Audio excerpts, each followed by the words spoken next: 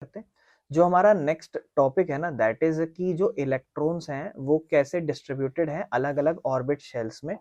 तो अभी तक हम इस चैप्टर में ना इलेक्ट्रॉन्स के बारे में पढ़ चुके हैं, प्रोटॉन्स के बारे में पढ़ चुके हैं, न्यूट्रॉन्स के बारे में पढ़ चुके हैं कि एक एटम होता है उसके अंदर इलेक्ट्रॉन, प्रोटॉन और न्यूट्रॉन्स होते हैं। तो बहुत सारे सवाल आए कि इलेक्ट्रॉन किस जगह पर है, कैसे नहीं है। हर अलग अलग साइंटिस्ट ने अपनी अपनी बातें कही और लास्ट में आके एक थ्योरी थी जहां पर हम लोग बात करते हैं न्यूट्रॉन से पहले इलेक्ट्रॉन्स की, कि ये जो इलेक्ट्रॉन्स है यहाँ पर मतलब ये हमारा बिल्कुल यहाँ एक तरीके से न्यूक्लियस कहलाता है एटम का, और इसके चारों तरफ इस तरीके से ये लाइनें हैं, ठीक है ना, जो शेल्स कहलाती हैं, और इसको बोर मॉडल के अंदर एक्सप्लेन किया गया है। तो सवाल था कि ये जो है ये ऐसे ऐसे क्यों है, तो वो सब हम रीजन पढ़ चुके हैं। अब जो सवाल है ना वो ये है यहाँ से कि जो इलेक्ट्रॉन्स हैं ये अलग अलग, जैसे मान लो ये हमारा इलेक्ट्रॉन है, फॉर एग्जांपल ये हमारा एक एटम है, तो इसका एटम बिल्कुल बीच में न्यूक्लियस होता है, फिर यहाँ पर ऐसे अलग अलग तरीके से शेल्स होती हैं इस तरीके से। ये हमारे पास डिफरेंट शेल्स हैं। ये डिफरेंट शेल्स जो है ना ये अलग अलग क्यों डिस्ट्रीब्यूटेड है ऑर्बिट्स के अंदर, ठीक है ना, इस पे सवाल है। तो जब बोर ने एक्सप्लेन कर दिया कि जो इलेक्ट्रॉन्स है वो एक फिक्स्ड शेल में रहता है, जैसे एक न्यूक्लियस है या न्यूट्रॉन्स है इस तरीके से, और प्रोटॉन भी वही है, तो ये डिफरेंट डिफरेंट शेल्स हैं। तो इन शेल में ऐसा नहीं है कि जो मर्जी नंबर घूमते, एक फिक्स्ड शेल्स होती हैं पहली बात, ठीक है ना, और फिक्स्ड शेल में ही यहाँ पर इलेक्ट्रॉन मूव करते हैं और कभी भी न्यूक्लियस के पास नहीं जाते। तो कितने इलेक्ट्रॉन्स हैं जो हर एक शेल में हो सकते हैं, ये एक सवाल है। ये जैसे आप शेल्स देख रहे हो ना, इसमें कितने इलेक्ट्रॉन्स हो सकते हैं, और इलेक्ट्रॉन को कैसे अलग अलग शेल्स में अरेंज किया जाता है, जैसे अलग अलग शेल्स दिख रही हैं, इसमें कैसे अरेंज किया जा सकता है। तो बोर और ब्यूरी जो थे उन्होंने कुछ रूल्स दिए इलेक्ट्रॉन डिस्ट्रीब्यूशन के। सबसे पहला कि मैक्सिमम नंबर ऑफ इलेक्ट्रॉन एक शेल में कितने हो सकते हैं, तो उसको फॉर्मूले से रिप्रेजेंट करा कि मैक्सिमम नंबर हो सकते हैं 2n² इस तरीके से। n मतलब उस शेल का नंबर होगा 1 2 3 4 इस तरीके से, और 2n² आपको मैक्सिमम इलेक्ट्रॉन्स देगा एक शेल के अंदर। कहता है आओ कैलकुलेट करते हैं। जैसे के शेल है तो के शेल सबसे पहली शेल है, नंबर 1 शेल है, तो n का वैल्यू यहाँ पर 1 होगा, और फॉर्मूले के अकॉर्डिंग आप 2 इंटू 1 का स्क्वायर लिखोगे, 1 का स्क्वायर 1 ही होता है ना, और 2 से मल्टीप्लाई होगा, यानी कि पहली जो शेल होगी उसमें कितने इलेक्ट्रॉन आएंगे। तो के शेल जो है वो मैक्सिमम 2 इलेक्ट्रॉन को होल्ड कर सकती है। फिर एल शेल के ऊपर आते हैं तो 2 का स्क्वायर 4, 4 को फिर 2 से मल्टीप्लाई, 8 इलेक्ट्रॉन इसके अंदर मैक्सिमम आ सकते हैं। फिर जो के बाद एल के बाद एम शेल्स है, ये जो तीसरी नंबर की शेल है, फिर 2 इंटू 3 का स्क्वायर क्योंकि तीसरे नंबर की है, मैक्सिमम ये 18 इलेक्ट्रॉन होल्ड कर सकती है। फिर ऐसे ही अगली वाली जो है वो 32 इलेक्ट्रॉन होल्ड कर सकती है, क्योंकि 4 की पावर 16, 16 को 2 से गुना करोगे, इस तरीके से। समझ रहे हो मेरे भाई। तो यहाँ से हमने ये पता चलाया, ठीक है ना। अब जैसे यहाँ पे आप देखो, एक आपकी बुक में भी हो सकता है, ये आपका हाइड्रोजन है, ये हीलियम है। इसके अंदर जो पहली, अब देखो हीलियम मतलब सबसे पहले हाइड्रोजन है ना, तो हाइड्रोजन के पास, 2 मिनट सुनना, इलेक्ट्रॉन ही एक होता है, इलेक्ट्रॉन एक है, तो उसके पास सबसे पहली शेल है, उसमें एक इलेक्ट्रॉन आ गया। फिर हीलियम की बात करते हैं, हीलियम के पास 2 इलेक्ट्रॉन है, तो उसमें देखो आप 2 इलेक्ट्रॉन कवर हो रखे हैं। फिर लिथियम की बात करते हैं, लिथियम के पास 3 इलेक्ट्रॉन है। कितने इलेक्ट्रॉन है, 3।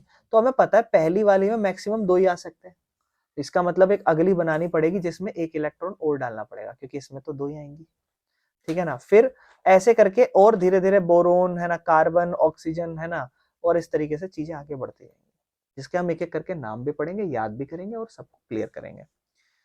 शेल्स को फिलिंग करना कैसे, कहता है इनर शेल सबसे पहले आएगी, और वही अगली शेल जब ही होगी जब वो पूरा फुलफिल कंप्लीट हो जाएगी। तो आप जो है एल शेल को नहीं फिल कर सकते जब तक कि आप के शेल नहीं फिल करोगे। एग्जाम्पल क्या है, कार्बन एटॉमिक नंबर 6 जो है, कहता है कार्बन का जैसे एग्जाम्पल लेते हैं, कहता है कार्बन के पास 6 इलेक्ट्रॉन है, तो पहले में कितना फुलफिल होगा, जब पहली होगी, ये पहली शेल होगी, आपको पता है इसमें मैक्सिमम 2 ही आ सकते हैं। अच्छा, कार्बन के पास 6 इलेक्ट्रॉन है, तो अब कितने इलेक्ट्रॉन रह गए, 4।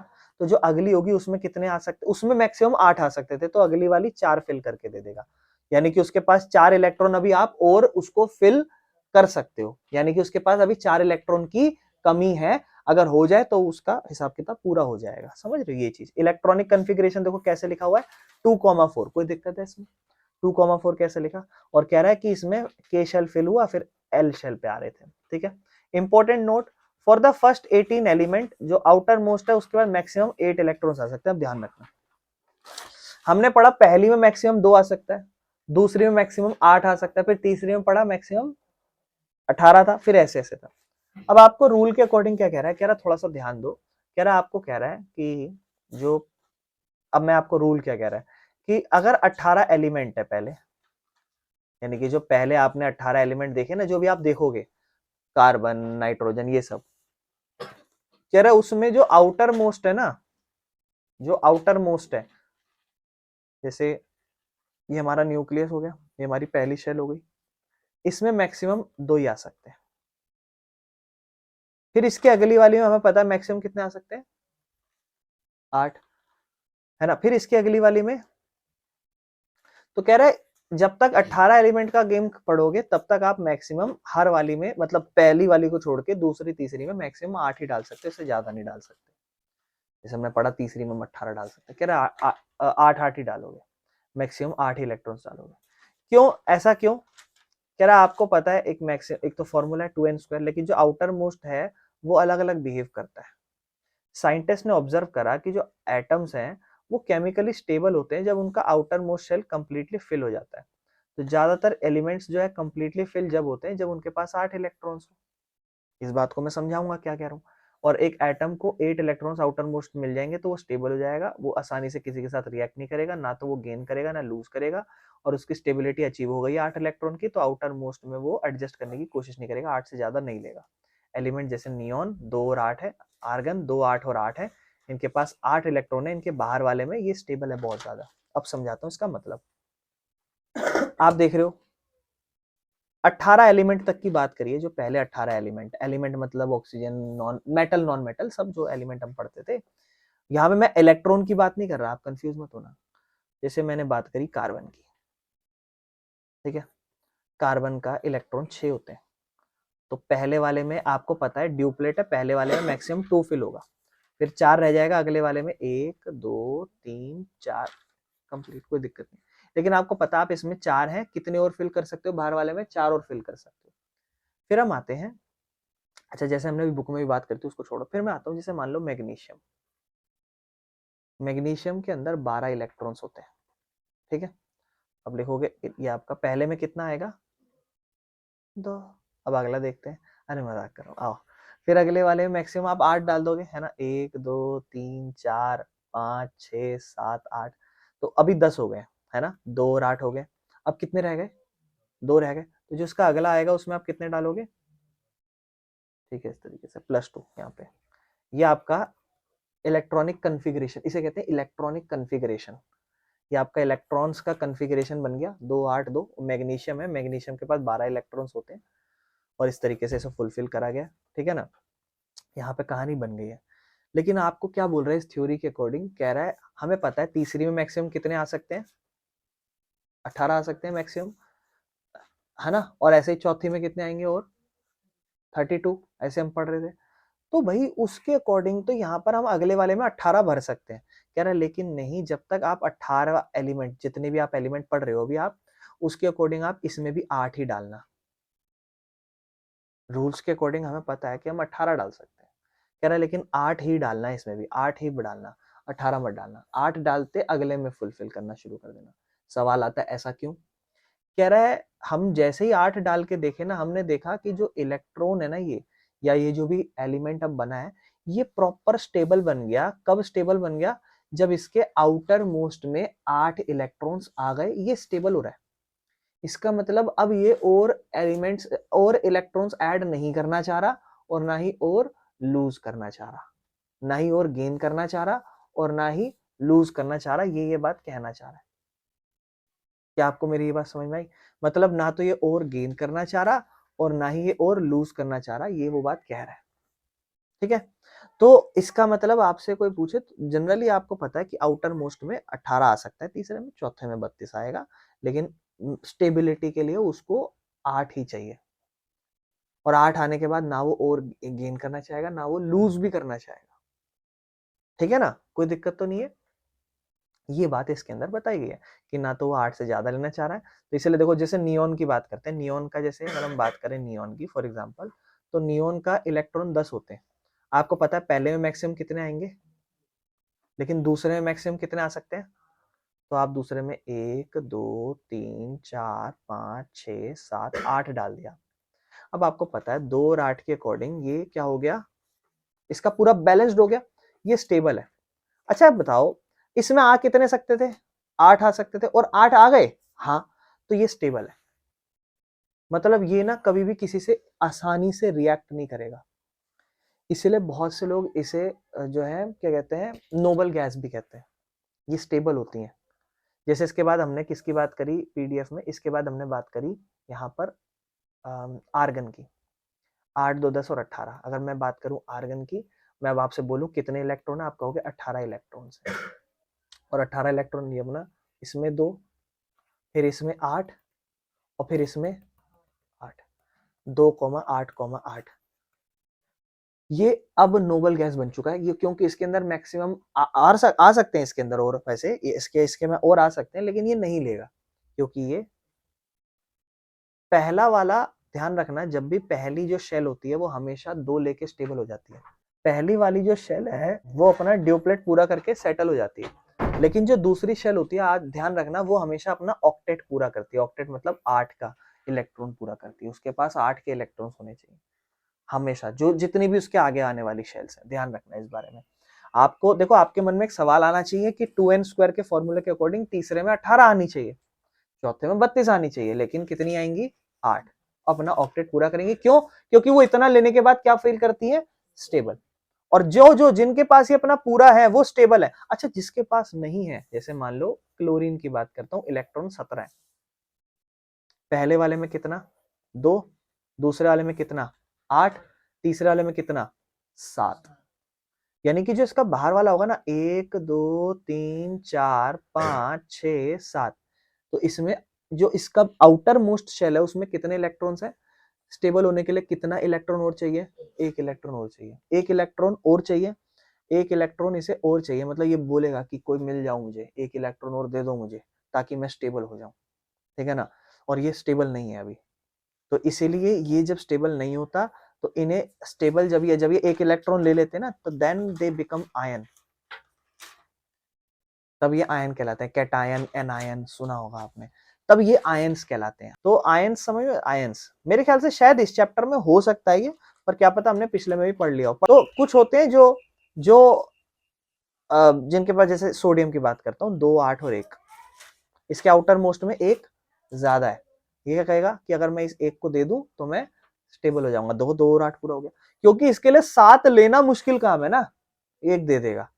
और क्लोरीन कहेगा मुझे 1 दे दो, तभी दोनों मिलके NaCl बन जाते हैं, सोडियम क्लोराइड, क्योंकि एक लेन देन हो जाता है आराम से। तो ये चीजें चलती हैं बेटा, और ये बहुत ज्यादा इंपॉर्टेंट है 10th के परस्पेक्टिव से, ध्यान रखना ये चैप्टर। ठीक है, इसको सिर्फ यूं मत सोचो कि एग्जाम आ रहे हैं या कल टेस्ट है पास करना है, इसको समझ के भी करना, खास करके चाहे टाइम लगे जितना मर्जी, कोई दिक्कत नहीं, बट समझ में आना चाहिए। बेटा यहीं से वैलेंसी शुरू होगी, क्योंकि अब आप आउटर मोस्ट शेल वाला कंसेप्ट और इलेक्ट्रॉन्स वाला कंसेप्ट और शेल्स में कितने होते हैं समझ चुके, तो अब आप मजा आएगा, चीजें बहुत ईजी चलेंगी। अगर आपको वो चीज समझ में आई है तो, और अगर वो चीज समझ में नहीं आई है तो फिर दिक्कत हो सकती है। कह रहा है वैलेंसी समझेंगे, लेकिन 2 चीज, एक वैलेंसी क्या होती है और एक वैलेंस इलेक्ट्रॉन्स क्या होता है, और इसमें अक्सर पेपर में करने में कंफ्यूजन हो जाती है, तो दिक्कत नहीं। देखो, कहता है हमें पता है इलेक्ट्रॉन्स अलग अलग शेल में होती है, कितने इलेक्ट्रॉन आउटर मोस्ट शेल में है वो कहलाता है वैलेंस इलेक्ट्रॉन्स। जो आपकी बाहर की शेल में कितने इलेक्ट्रॉन है वो कहलाता है वैलेंस इलेक्ट्रॉन्स। मतलब अगर मैं सोडियम की बात करूं 2,8,1, तो वैलेंस इलेक्ट्रॉन क्या हो जाएगा, 1। 2,8,7 वैलेंस इलेक्ट्रॉन क्या हो जाएगा। ठीक है ना। तो देखो, वैलेंस इलेक्ट्रॉन जो प्रेजेंट है आउटर मोस्ट शेल में, तो ये जो इलेक्ट्रॉन्स हैं ये इंपॉर्टेंट होते हैं, क्योंकि ये केमिकल रिएक्शंस करते हैं। आप बताओ, एक 2,8,1 है, एक 2,8,7 है, ये कहेगा कि भैया तू एक ले ले, मैं यहां से खत्म कर लूंगा, मेरा काम खत्म, तू एक ले लियो, तेरा भी स्टेबिलिटी हो जाएगी, है ना, हो जाएगी ना स्टेबिलिटी। तो ज्यादातर रिएक्शन में पार्टिसिपेट कौन करेगा, ये और, तो इसीलिए हम इनके बारे में बात करते हैं, क्योंकि केमिकल रिएक्शन में ये इंपॉर्टेंट है, और ये डिसाइड करते हैं कि कैसे एक एटम कंबाइन होगा किसी दूसरे एटम के साथ। वैलेंसी क्या होती है, combining capacity of an atom. मतलब वो अब देखो उल्टा है, अब आपको समझना है, इसको मजेदार है, मैं आपको बताता हूँ। जैसे number of electron an atom can lose और गेन टू बिकम स्टेबल, बस खत्म। मतलब 2,8,7 है, इसकी वैलेंसी कितने, वैलेंस इलेक्ट्रॉन्स कितने हैं, आप कहोगे भैया 7, लेकिन अगर मैं बात करूंगा इसकी वैलेंसी क्या है, बताओगे क्या होगी इसकी वैलेंसी? 1। क्यों? क्योंकि इसे एक चाहिए, इसकी वैलेंसी कि स्टेबल होने के लिए सिर्फ एक चाहिए, तो ये इसकी वैलेंसी है। समझ रहे हो? बस इतना सा कंसेप्ट, और हम इसमें कंफ्यूज जाते हैं तो ध्यान रखना। ठीक है, अगर कोई मान लो 2,8,3 हो तो इसके वैलेंस इलेक्ट्रॉन्स कितने हैं? 3। और वैलेंसी कितना और चाहिए स्टेबल होने के लिए? 5। हाँ जी, आप समझो ना। देखो अब आप क्या सोच रहे हो, आप सोच रहे हो भैया इसको स्टेबल होने के लिए 5 चाहिए, है ना? या तो ये +5 कर ले, या फिर ये 3 लूज कर दे। क्या आसान है, छोटा है ना नंबर, तो 3 हटा दो, तो इसका वैलेंसी कितना हो जाएगा? 3 का। समझ रहे हो? तो हम लोग यहाँ गलतियां कर देते हैं वैलेंसी को समझने में, तो यहाँ गलतियां मत करना। ठीक है ना? अगर मैं कहीं लिख दूं 2,8,1, तो वैलेंस इलेक्ट्रॉन भी एक है और वैलेंसी भी एक ही है। समझ रहे हो? चलें आगे। बाकी ये आपको याद होना चाहिए, ठीक है ना? बहुत ज्यादा इंपॉर्टेंट है। इसमें मैं आपको 2-4 चीजें समझाता हूँ। एक तो ये, जैसे हाइड्रोजन है H, हीलियम है, लिथियम है, बेरिलियम है B, ये तो एक तो नाम। इसके साथ देखो मैं आपको कुछ चीजें समझाता हूँ तो मजा आएगा थोड़ा सा, और इसके इसी से फॉर्मूले बनेंगे आगे जाके। ठीक है ना? जैसे इनका एक एटॉमिक नंबर याद कर लो। एटॉमिक नंबर 1 है, 2 है, 3 है, 4 है, 5 है, 6, 7, ये सब तो काउंटिंग ही चल रही है। तो आप सीक्वेंस याद कर लो, सबकी काउंटिंग हो जाएगी। एटॉमिक नंबर के बाद आप देखो, ध्यान से देखो, ध्यान से देखो, ध्यान से जो एटॉमिक नंबर है वही क्या है? Number of proton. Number of neutrons की अगर हम बात करूं तो थोड़ा सा अलग है यहाँ पे हिसाब किताब, यहाँ थोड़ा सा हिसाब किताब अलग है। तो इसको मत करना, थोड़ा सा मैं बता रहा हूँ आपको। फिर नंबर ऑफ इलेक्ट्रॉन्स पे आओ, 1 2 3 4 5, मतलब जितना प्रोटॉन है उतना ही इलेक्ट्रॉन है। यानी कि आपको सिर्फ एक नंबर ही याद करना है, एटॉमिक नंबर, और वही आपका क्या होगा? प्रोटॉन नंबर, और वही आपका, ये आपका काम आसान हो गया। इसके अलावा सिर्फ आपको न्यूट्रॉन ही तो याद करना है, और क्या चाहिए? नंबर ऑफ न्यूट्रॉन ही तो याद करना है आपको, है ना? जैसे हीलियम का ये सब 2 2 है, लेकिन लिथियम का आपको पता है 4 है, थोड़ा सा अलग हो गया। इसको थोड़ा सा याद कर लेना, ठीक है? तो फिर थोड़ा सा चीजें समझ पाएंगे। ठीक है, बस एटॉमिक नंबर याद कर लो। मैं आपको 5 मिनट देता हूँ, 5 मिनट नहीं, 2-3 मिनट ही देता हूँ, जितना आप कर सकते हो याद करो। मुझे उम्मीद है आपको थोड़ा बहुत चिन्ना मुन्ना सा याद हो गया होगा। ठीक है, चलो खैर। कहता है ये एटम्स रिएक्ट क्यों करते हैं? क्योंकि हम देख रहे हैं कहीं ना कहीं चीजें क्या होने वाली है। अब ये तो मैं आपको ऑलरेडी समझा चुका हूँ कि इलेक्ट्रॉन्स का आउटर मोस्ट शेल स्टेबल होना चाहिए, 2 8 8 इस तरीके से। नहीं होगा तो स्टेबल नहीं है। साइंटिस्ट ने ऑब्जर्व करा कि कुछ बड़ी इंटरेस्टिंग चीजें हो रही हैं। जो एटम्स है ना वो कंप्लीटली फिल हो जाते हैं आउटर मोस्ट शेल में, वही स्टेबल है, और वो किसी से भी रिएक्ट नहीं करते। जैसे नियोन और आर्गन किसी से रिएक्ट ही नहीं करते। क्यों? क्योंकि आउटर मोस्ट शेल जो है वो ऑक्टेट पूरा बना पड़ा है। एक्सेप्शन है हीलियम, थोड़ा सा मतलब कुछ ऐसे हैं जो कर जाते हैं। जैसे हीलियम है, उसके पास 2 इलेक्ट्रॉन्स हैं, ठीक है ना? तो हीलियम के पास अगर 2 इलेक्ट्रॉन्स है तो आप क्या लिखोगे? हीलियम है, 2 इलेक्ट्रॉन्स है, सबसे पहले उसका ड्यूप्लेट है, ड्यूप्लेट में पहले ही क्या हो जाएगा? 2 इधर 2 इधर, ये भी तो स्टेबल माना जाना चाहिए ना। कह रहा है इसे इनर्ट गैसेज या नोबल गैसेज कहते हैं। कहता है ये रिएक्ट नहीं करते बिकॉज इनका आउटर मोस्ट शेल भी फुल है, तो ये ऑलरेडी स्टेबल है, तो इनको कोई जरूरत नहीं है कुछ गेन करने की, लूज करने की। तो इनके बीच में कोई रिएक्शन नहीं होता क्योंकि इनकी वैलेंसी 0 है, इन्हें कुछ चाहिए नहीं, ये स्टेबल है। ठीक है ना? तो ऑक्टेट होता क्या है? ऑक्टेट भाई वही जिसके आउटर मोस्ट में 8 इलेक्ट्रॉन्स हो, वो एक ऑक्टेट कहलाता है। एटम्स ट्राई करते हैं 8 इलेक्ट्रॉन्स को गेन करना आउटर मोस्ट शेल में ताकि वो स्टेबल हो जाए, और यही ऑक्टेट रूल कहलाता है। हीलियम स्टेबल हो जाता है 2 के साथ, तो इसीलिए उसका ड्यूप्लेट माना जाता है कि उसका ड्यूप्लेट पूरा हो जाए। समझ रहे हो ना? तो इसके बाद कहता है how how do atoms complete their octet? कैसे पूरा करेंगे अपना ऑक्टेट पूरे करने? क्योंकि एवरी एटम्स या फिर element wants to be get stable. तो स्टेबल होना है तो या तो उसे इलेक्ट्रॉन्स को लूज करना पड़ेगा या गेन करना पड़ेगा, या फिर वो शेयरिंग कर ले। यहीं से आपका 2 चैप्टरों की शुरुआत होगी। जब आप 9th में जाओगे, 10th में जाओगे सॉरी, तब आप यहां से पढ़ोगे this is called ionic compound, जहां पर इलेक्ट्रॉन लूज और गेन करते हैं। ये थोड़ा चैप्टर 3rd में इन्वॉल्व होगा।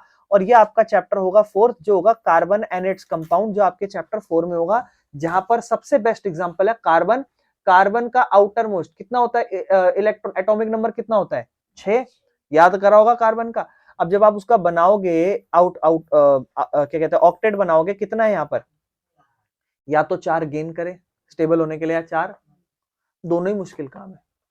क्योंकि 1 लेना, 2 लेना, 3 लेना आसान है, 5 लेना, 6 लेना आसान थोड़ी ना है। तो ये उस केस में क्या करता है? शेयरिंग करता है, जिसे हम कहते हैं कोवेलेंट बॉन्डिंग। कोवेलेंट बॉन्डिंग कहलाता है, शेयरिंग कहलाता है। शेयरिंग, शेयरिंग समझते हो? मतलब अपना जो एटम है वो दूसरे के साथ शेयरिंग करेगा। समझ रहे हो? तो वो कोवेलेंट बॉन्डिंग कहलाती है, और वो हम पढ़ेंगे 10th क्लास में। और एक होती है कि डायरेक्ट ले देना और दे देना। मतलब शेयरिंग पता है कैसे होगी, बोलेगा भाई मेरे पास 4 इलेक्ट्रॉन है, तुझे स्टेबल होने के लिए कितना चाहिए, पड़ोसी बोल रहा है भाई मुझे 3 चाहिए, तो कहेगा एक काम कर, तू मेरे से 3 ले ले और मुझे तेरे से थोड़े बहुत स्टेबल होने के लिए चाहिए, तो मुझे अपने 2-3 दे दे। शेयरिंग चलती है, ये होती है शेयरिंग। और गेन और इलेक्ट्रॉन लूज करना वो अलग है। लेकिन हाँ, वही जब इलेक्ट्रॉन लॉस्ट हो जाए, गेन हो जाए या शेयर हो जाए, तो वो अपनी वैलेंसी को दे देते हैं, समझ रहे हो। जब वैलेंस इलेक्ट्रॉन 4 से कम हो, वैलेंस इलेक्ट्रॉन मतलब उनके पास कितना है, जैसे मान लो 1 हो या 2 हो या 3 हो, तो वो उनके लिए बड़ा आसान है, क्या करना, लूज करना आसान है, क्योंकि 1 ज्यादा है तो दे दो, 2 ज्यादा है तो दे दो, 3 ज्यादा है तो दे दो, क्या दिक्कत है। हाइड्रोजन एक की वैलेंसी लेके बैठा, मतलब एक का वैलेंस इलेक्ट्रॉन है, तो क्या करेगा, दे देगा, इसलिए उसकी वैलेंसी 1 हो जाएगी। लिथियम 2 और 1 है, ड्यूप्लेट पूरा हो जाएगा इसका, दो आ जाएंगे इसके अंदर, लेकिन अगले में 8 है, 8 के में से कितना ही आएगा, सिर्फ 1। तो क्या 7 लेना आसान है या 1 देना आसान है, वो हिसाब किताब हो जाएगा। सोडियम 2 8 1 देना लेना, गेन लूज करना आसान है। मैग्नीशियम लूज करना आसान है, एल्यूमिनियम लूज करना आसान है, इसलिए इनकी वैलेंसी भी वही हो जाती है। लेकिन जब इलेक्ट्रॉन्स, वैलेंस इलेक्ट्रॉन ज्यादा हो, 5 हो, 6 हो, जैसे फ्लोरीन है 2 और 7 है, इसका मतलब क्या आसान है, 1 लेना है ना, गेन करना आसान है, तो इसलिए इनकी वैलेंस इलेक्ट्रॉन 7 होंगे, लेकिन वैलेंसी क्या हो जाएगी, 1, क्योंकि जितना ले सकते हैं। ऑक्सीजन 2,6, 1 लेना आसान है, 2 लेने आसान है। नाइट्रोजन 3 लेने आसान है। स्पेशल केस कार्बन, मैंने आपको ऑलरेडी बता दिया, ना तो लेगा ना देगा, शेयरिंग करेगा, कोवेलेंट बॉन्डिंग कहलाएगी इसलिए। अब हम बात करते हैं एटॉमिक नंबर और मास नंबर पे। एटॉमिक नंबर हम ऑलरेडी समझ चुके हैं और मास नंबर भी देखेंगे।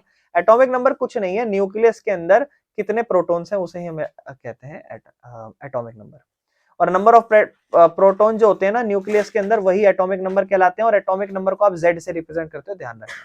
मास नंबर कहते हैं, क्यों एटॉमिक नंबर इंपॉर्टेंट है, क्योंकि आपको पता है हर एलिमेंट के पास एक फिक्स नंबर का प्रोटॉन होता है, ठीक है ना। और एक एटम जिसके पास सेम एलिमेंट हो और सेम नंबर ऑफ प्रोटॉन होते हैं, एलिमेंट्स आपको उसके एटॉमिक नंबर से पता चल जाएंगे और एटॉमिक नंबर बताएंगे कि वो किस तरीके का एलिमेंट है। हाइड्रोजन की बात करें तो उसका एटॉमिक नंबर 1 है, क्योंकि प्रोटॉन भी 1 है और जितना प्रोटॉन होता है उतना ही इलेक्ट्रॉन होता है। कार्बन की बात करें 6 है। लेकिन मास नंबर क्या होता है, मास नंबर मतलब एक एटम में where does the mass of an atom come from, mass मतलब कितना, साइंस पढ़ चुके ना, फिजिक्स है ना, ग्रेविटेशन पढ़ चुके हैं, मास समझ चुके होंगे, कितना नंबर ऑफ एटम्स है उसके अंदर। तो उसके अंदर कहता है कि उसके अंदर प्रोटॉन्स होते हैं, न्यूट्रॉन्स होते हैं, इलेक्ट्रॉन्स होते हैं, लेकिन इलेक्ट्रॉन्स बहुत ज्यादा हल्के होते हैं। तो ऑलमोस्ट जो मास होता है ना वो उसका प्रोटॉन और न्यूट्रॉन से आता है। और ये बात मैं, जब आप वीडियो देखोगे ना पहले वाला पार्ट, वो मैं एक्सप्लेन कर चुका हूं उसमें, कि उसका मास कहां से आता है। मास पूरा उसका न्यूक्लियस में से आता है। न्यूक्लियस में प्रोटॉन होते हैं और न्यूक्लियस में ही इलेक्ट्रॉन्स होते हैं, ओ सॉरी, प्रोटॉन्स होते हैं और न्यूट्रॉन। न्यूट्रॉन भी पढ़ेंगे बाद में, पहले प्रोटॉन पढ़ेंगे। तो कह रहा है भाई ज्यादातर मास उसका प्रोटॉन और न्यूट्रॉन से ही आता है, यानी कि ये दोनों मिलके न्यूक्लियॉन्स कहलाते हैं। तो आपसे हो सकता है न्यूक्लियॉन्स के बारे में पूछे कि न्यूक्लियॉन्स क्या है, तो ये उनके अंदर, न्यूक्लियस के अंदर दोनों, मतलब इस, अब आपका एटम है उसके बिल्कुल सेंटर में प्रोटॉन है और सेंटर में ही न्यूट्रॉन है, और दोनों ही उसके अंदर प्रेजेंट है, ठीक है ना। और इसे हम मास नंबर कहें, ये तो बेटा मास कहलाता है, मास नंबर। तो मास नंबर क्या है, टोटल नंबर ऑफ प्रोटॉन और न्यूट्रॉन कितने हैं एक न्यूक्लियस में। कोई आपसे पूछे एटॉमिक नंबर क्या है, तो नंबर ऑफ प्रोटॉन कितने प्रेजेंट है। और कोई पूछे मास नंबर क्या है, मास नंबर बोल रहा हूँ, मास हम पिछली क्लास में पढ़ते थे, लेकिन मास नंबर यहाँ बात कर रहे हैं। जो आप एटम्स एंड मॉलिक्यूल्स पढ़ते थे वहां पर मास चलता था, ये मास नंबर है। तो कितना मास नंबर है इसके पास, तो भैया प्रोटॉन और न्यूट्रॉन जितने हैं उतना ही उसके पास मास नंबर है। इसको ए से रिप्रेजेंट किया जाता है, number of proton plus number of neutron is equal to mass number. जैसे एल्यूमिनियम की बात करते हैं, तो आप क्या करो, एल्यूमिनियम के पास कहता है 13 प्रोटॉन है, 14 न्यूट्रॉन है, ठीक है ना, तो दोनों को जोड़ दो 27, ये आपका मास नंबर आ जाएगा। तो एटॉमिक नंबर और मास नंबर में फर्क समझे, तो उसमें से प्रोटॉन कितना है और इसमें प्रोटॉन के साथ न्यूट्रॉन भी कितना है, और ये एलिमेंट क्या है उसको बताने में मदद करता है एटॉमिक नंबर। और ये जनरली उस न्यूक्लियस में कितना मास है उसको रिप्रेजेंट करता है। और कभी भी कोई भी एलिमेंट, जैसे मान लो ऑक्सीजन लिख रहा हूं मैं, तो ऑक्सीजन को ओ लिख दिया जाएगा इस तरीके से, और ऊपर यहाँ पर ए आएगा और नीचे आएगा जेड। जेड मतलब कितना एटॉमिक नंबर है और ए मतलब कितना मास नंबर है, ठीक है ना, ये बताया जाता है। जैसे देखो एक आध दिखा रखा होगा, जैसे नाइट्रोजन की बात करी, कह रहा है 7 प्रोटॉन है और 7 ही न्यूट्रॉन है, तो पहले नाइट्रोजन को एन लिख दिया, ऊपर आएगा मास नंबर, मास नंबर आ जाएगा दोनों को जोड़ के 14, क्योंकि प्रोटॉन और न्यूट्रॉन दोनों को जोड़ के आता है। और नीचे सिर्फ आएगा एटॉमिक नंबर, यानी कि प्रोटॉन भी कह सकते हो, इलेक्ट्रॉन भी कह सकते हो, कितना 7, खत्म। कोई दिक्कत है ये लिखने में। चले आगे, फिर हम चलते हैं नेक्स्ट टॉपिक पे, आइसोटोप्स। आइसोटोप क्या कहलाता है, कहता है व्हाट आर आइसोटोप्स। कहता है साइंटिस्ट ने पाया कुछ एलिमेंट ऐसे हैं जो अलग अलग फॉर्म में भी एग्जिस्ट करते हैं, मतलब एक एलिमेंट दो फॉर्म में पाया जाएगा, ठीक है ना। जैसे यहाँ पर बात करते हैं हम हाइड्रोजन की बात कर रहे हैं, ठीक है ना। आइसोटोप पढ़ रहे हैं वैसे हम। आइसोटोप होता क्या है, मान लो कहेगा सेम एटॉमिक नंबर है, सेम नंबर ऑफ प्रोटॉन है, लेकिन मास नंबर अलग है। मतलब एक एलिमेंट है, ठीक है, और एक एलिमेंट दो चीजों में पाया गया, मतलब दो दो अलग अलग, मतलब दो एलिमेंट है ही सेम। फॉर एग्जांपल मान लो ये भी हाइड्रोजन है और ये भी हाइड्रोजन है, इसको हमने पढ़ा, हमने कहा चलो इसका एटॉमिक नंबर देखते हैं, दोनों का एटॉमिक नंबर सेम आया, यानी कि नीचे का नंबर दोनों का, लेकिन जब हमने दोनों का मास नंबर देखा जो ऊपर वाला, वो दोनों का अलग था, तो दिस इज कॉल्ड आइसोटोप्स। कभी भी आपसे कोई पूछे व्हाट इज आइसोटोप्स, तो आप बोलना आइसोटोप्स वो है जो एक एलिमेंट अलग अलग फॉर्म में पाया जाए। कैसे बोलना, having same atomic number but different mass number, this is isotope. खत्म, समझ रहे हो। आइसोटोप की डेफिनेशन क्या है, same atomic number different mass number. Hydrogen इसका बेस्ट एग्जांपल है, एग्जांपल याद रखने, ठीक है ना। जैसे एक दिखा रहा हूं आपको, देखो H11 दिखा रखा है, इसका मतलब एटॉमिक नंबर 1, मास नंबर 1। कोई दिक्कत क्यों, इस केस में न्यूट्रॉन जीरो हो जाएगा क्योंकि दोनों 1 1 है ना, प्रोटॉन और न्यूट्रॉन को जोड़ के तो मास नंबर बनता है। इसको इसको कहते हैं प्रोटियम, इस तरीके से। इसको कहते हैं ड्यूट्रियम और ट्राइटियम, इस करके ड्यूटेरियम और ट्राइटेरियम, इस तरीके से कह सकते हैं, ठीक है ना। ट्राइटियम ही कहेंगे इसे। बाकी देखो H1 है, एटॉमिक नंबर 1, लेकिन मास नंबर 3 है, इसका मतलब न्यूट्रॉन कितने हो गए, 2। तो इन सब में जो नंबर ऑफ एटॉमिक नंबर है that is same, but the mass number is different, ठीक है ना, मास नंबर डिफरेंट है। प्रोटॉन एक है, सबके पास एटॉमिक नंबर एक है, लेकिन डिफरेंट मास है, इसीलिए ये आइसोटोप्स कहलाते हैं। बाकी आइसोटोप्स आपने हाइड्रोजन का पढ़ लिया, ये हाइड्रोजन का और कार्बन का भी होता है। कार्बन के पास देखो 6 न्यूट्रॉन 6 प्रोटॉन, तो आप देखो यहाँ पर क्या चल रहा है, कार्बन 12, कार्बन 13, कार्बन 14। न्यूट्रॉन आप देख रहे हो, न्यूट्रॉन लगभग सेम है, प्रोटॉन अलग अलग आ रखे हैं, ठीक है। ये आइसोटोप से चले आगे, कोई दिक्कत तो नहीं। और एग्जाम्पल क्या है, कार्बन है ना, इस तरीके से बेटा, कोई दिक्कत तो नहीं है। ये देखो क्लोरीन का भी होता है बेटा, ध्यान रखना।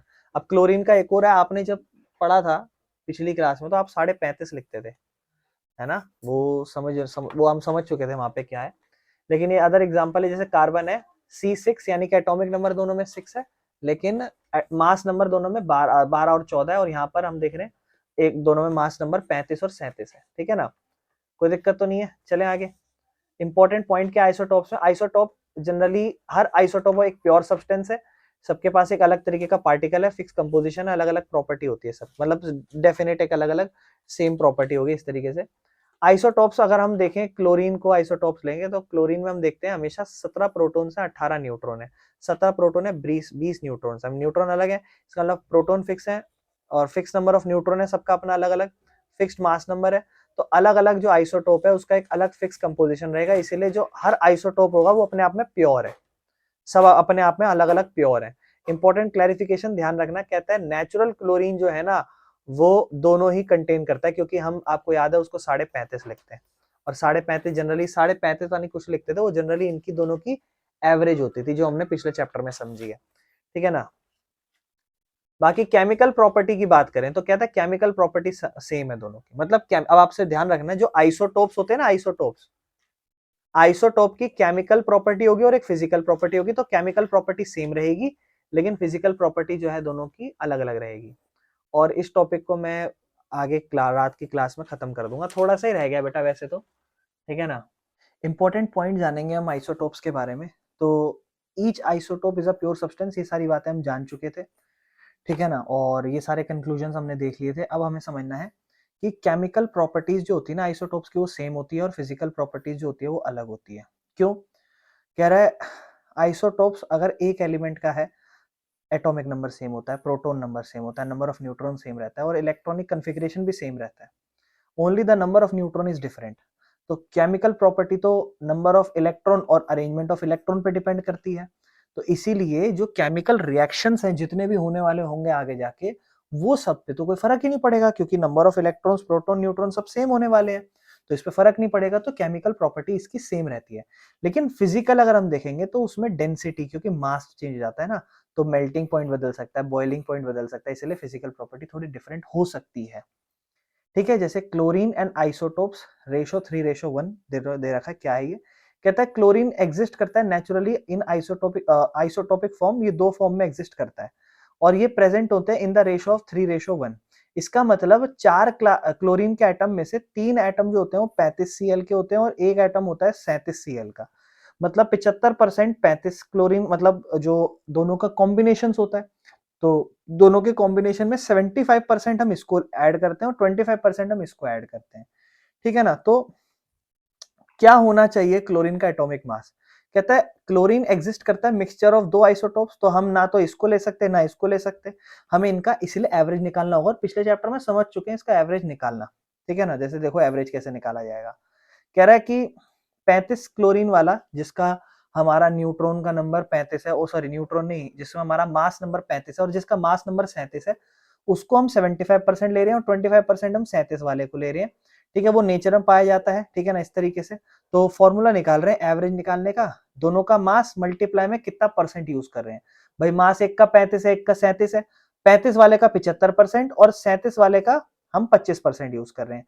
दोनों को मल्टीप्लाई करा 2625925, दोनों को मल्टीप्लाई करके फिर दोनों को प्लस कर दिया। ठीक है, दोनों को प्लस करके ऊपर ही आया, नीचे 100 है क्योंकि परसेंटेज लगी थी, परसेंटेज हटाई, अब इन दोनों को डिवाइड कर रहे हैं, 35.5 आंसर आया। तो जो एटॉमिक मास होता है क्लोरीन का वो हम 35.5 35.5 यू लेते हैं, और ये आप समझ पा रहे होगे क्यों। ठीक है, इंपॉर्टेंट नोट यहां से हम क्या ले रहे हैं, this does not mean that one chlorine has atomic mass of 35.5 you, नहीं, इसका मतलब ये है कि ये मिक्सचर है इन दोनों का और इनका वेटेड एवरेज मास ये है। समझ रहे हो। जब भी हम क्लोरीन का मास लेते हैं 35.5, तो वो 35.5 एक्चुअल में नहीं होता, वो मिक्सचर होता है 35 वाले का और 37 वाले का। Why do we have take average of atomic mass, हमने ऐसा क्यों करा, क्योंकि जो मोस्ट एलिमेंट है ना वो मिक्सचर में ही आते हैं आइसोटोप्स के। मतलब जितने भी एलिमेंट है ना, मतलब मोस्टली ज्यादातर क्या होता है कि एलिमेंट जो होते हैं ना वो मिक्सचर होते हैं आइसोटोप्स का। तो एटॉमिक मास जो है ना उसको हम वेटेड एवरेज करके दिखा देते हैं, क्योंकि दो दो है भाई, किसको लें, 35 Cl वाले को ले, 37 Cl वाले को, किसको ले, तो हम वेट ले लेते हैं। अगर एक एलिमेंट का एक आइसोटोप है तो फिर ऑब्वियसली फिर तो हम उसी को ले लेंगे, लेकिन अगर उसके दो दो आइसोटोप्स है, मतलब अगर उसके पास आइसोटोप्स हैं, तो हमें उसका एवरेज निकालना पड़ेगा, और क्लोरीन का जैसे हमने निकाल के दिखाया आपको। ठीक है ना। अगर हम बात करें एप्लीकेशन ऑफ आइसोटोप्स की, जो एप्लीकेशन है आइसोटोप्स की, इसमें क्या कहता है, कहता है हमें पता है आइसोटोप्स के पास सेम केमिकल प्रॉपर्टी होती है। कुछ आइसोटोप्स जो होते हैं उनके पास स्पेशल न्यूक्लियर प्रॉपर्टी होती है और वो बड़े ही ज्यादा यूजफुल होते हैं, जैसे यूरेनियम आइसोटोप। कहता है ये फ्यूल के तौर पर न्यूक्लियर रिएक्टर में यूज होता है, मशीन जहां पर न्यूक्लियर एनर्जी प्रोड्यूस होती है कंट्रोल तरीके से, ताकि वहां पर बिजली प्रोड्यूस की जा सके। तो एक ये याद रखना, यूरेनियम आइसोटोप, ये यूजफुल एप्लीकेशन है, कहाँ कहाँ यूज होते हैं। ऐसे कोबाल्ट आइसोटोप्स है, ये कैंसर ट्रीटमेंट में यूज होता है, रेडियोथेरेपी। और एक आयोडीन आइसोटोप जो गोइटर मतलब थायराइड के प्रॉब्लम्स को दूर करने में क्लियर होता है। इसके बाद जैसे हमने आइसोटोप्स पढ़ा था, वैसे ही एक होता है आइसोबार।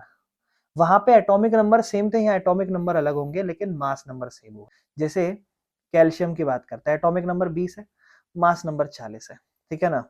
वहीं पे हम आर्गन की बात करें, एटॉमिक नंबर 18 है, मास नंबर 40 है। Number of proton is different. अब आप ध्यान से देखो, दोनों का मास नंबर सेम है ना, लेकिन एटॉमिक नंबर दोनों का अलग है। ठीक है ना। तो टोटल न्यूक्लियॉन्स, प्रोटॉन्स और न्यूट्रॉन जो है ना वो सेम है 40, तो सेम मास नंबर है लेकिन एटॉमिक नंबर डिफरेंट है, तो दे आर कॉल्ड आइसोबार्स। बस। और मुझे उम्मीद है आपको चैप्टर समझ में आ गया होगा। हमारा चैप्टर यहाँ पे खत्म होता है, मुझे उम्मीद है आपको पूरा चैप्टर समझ में आया हो। ठीक है।